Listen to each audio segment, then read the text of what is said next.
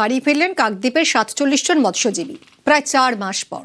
অভিযোগ, বাংলাদেশে তাদের উপর অত্যাচার চালানো হয়, মারধর করা হয়। এপারে কিন্তু অন্য ছবি। এদেশে আটক হওয়া বাংলাদেশি মৎস্যজীবীরা জানিয়েছেন তারা এখানে ভালোই ছিলেন।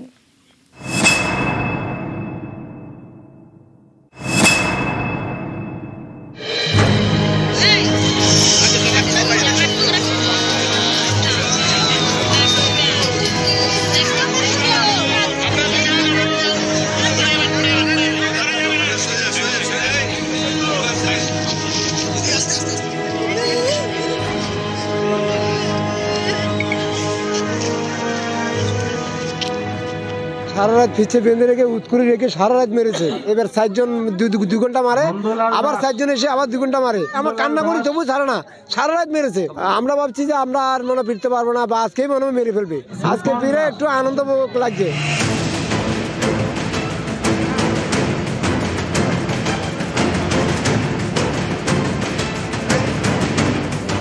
সমুদ্রে মাছ ধরতে গিয়েছিলেন, ভুল করে সীমান্ত পার করে ফেলেন, ধরা পড়েন বাংলাদেশে। তারপর থেকে সেখানেই বন্দী। বুধবার কাকদ্বীপের সেই মৎস্যজীবীরা বাড়ি ফিরলেন, আনন্দে পরিবারের চোখে জল।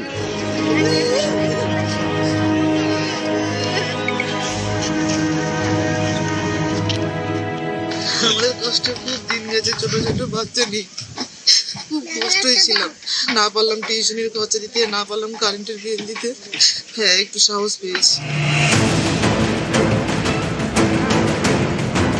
মাস চারেক আগে বঙ্গোপসাগরে মাছ ধরতে গিয়েছিলেন 3টি ট্রলারে 48 জন। অভিযোগ, আন্তর্জাতিক জল সীমান্ত পার করে ফেলে এফবি পারমিতা, এফবি ঝড়2 এবং এফবি মঙ্গলচণ্ডী। 3টি ট্রলারকেই আটক করে বাংলাদেশ কোস্টগার্ড। তারপর দিনের পর দিন মৎস্যজীবীর উপর অত্যাচার করা হয় বলে অভিযোগ। 48 জনকে আটক করে মংলা পোর্ট জেলে রাখা হয়। সেখানে স্ট্রোকে মৃত্যু হয় একজনের।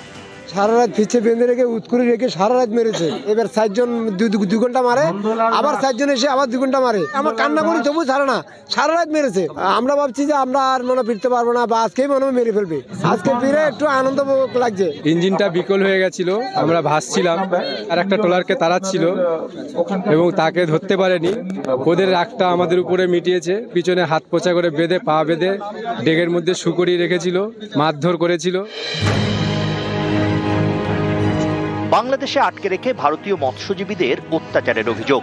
এদেশে অন্য ছবি। মাস তিনেক আগে বাংলাদেশের 32 জন মৎস্যজীবীকে এদেশে আটক করা হয়। আন্তর্জাতিক জল সীমান্ত পার করার জন্য আটক করে উপকূলরক্ষী বাহিনী। সোমবার তাদের বাংলাদেশে ফিরিয়ে দেওয়া হয়। বাংলাদেশি মৎস্যজীবীদের বক্তব্য, এদেশে তারা ভালোই ছিলেন। এখানে আমরা ভালোই ছিলাম, কোনো সমস্যা হয় না আমাদের। খাওয়া দাওয়া থাকা কোনো কিছু সমস্যা নেই না, কোনো সমস্যা হয় না। 3 মাস পর বাড়ি ফিরছেন, কেমন লাগছে বলুন? ভালোই লাগছে। দক্ষিণ 24 পরগনা থেকে বিশ্বজিৎ হালদার, নিউজ 18 বাংলা।